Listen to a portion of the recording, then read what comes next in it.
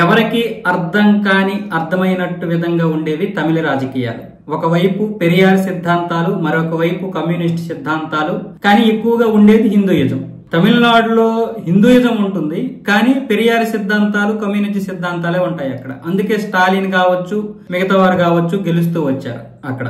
ఇప్పటి వరకు బీజేపీకి ఓట్ల శాతం అయితే వచ్చింది, కానీ సీట్లు ఏ విధంగా వస్తాయి కూడా 2026 వరకు తేల్చలేనటువంటి పరిస్థితి. సరే, బీజేపీ అన్నా డిఎంకే రెండు కలిసినటువంటి పరిస్థితుల్లో ఒక సడన్ గా ఇప్పుడు పన్నీర్ సెల్వం అయితే నేను బీజేపీ నుంచి వైదొలుగుతున్నాం, బీజేపీలో మేము ఉండట్లేదు, తర్వాత ఎవరితో పొత్తుంటుందనేది చెబుతామంటూనే ఆ రోజు ఇటు బీజేపీతో వైదొలిగిన తర్వాత సీఎం స్టాలిన్ ని కలవడం వల్ల అన్నా డిఎంకే కలిసి పొత్తు పెట్టుకునే అవకాశం ఉన్నట్లుగా అయితే చాలా వరకు మీడియాలో రావడం జరిగింది. దీని గురించి ఇప్పుడు పన్నీర్ సెల్వం తేల్చేశాడు. నేను 3 సార్లు స్టాలిన్ ని కలిసినంత మాత్రాన డిఎంకేలో చేరుతానని మీరు ఎలా అంటారు? నేను కేవలం సాంప్రదాయబద్ధంగానే సీఎం స్టాలిన్ ని కలిశాను. అంతకుముందు 2 సార్లు రాష్ట్ర ప్రయోజనాల గురించి మాట్లాడడానికి వెళ్ళాను. మొన్న సాంప్రదాయబద్ధంగా ఆయన ఆరోగ్యం తెలుసుకోవడానికి, ఆయన ఆరోగ్యం గురించి మాట్లాడడానికి వెళ్ళాను, అంతే తప్ప నేను ఎప్పుడు డిఎంతో కలవము.